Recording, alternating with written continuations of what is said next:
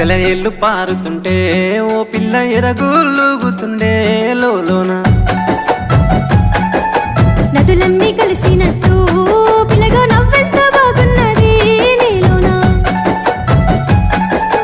గాజుల సప్పులు గలుగల్లు మోగంగా గజ్జెల పట్టీలు గంతేసి ఆడంగా వరిగడ్డి మోపు ఎత్తి ఓ పిల్ల వయ్యారి నడుము పవే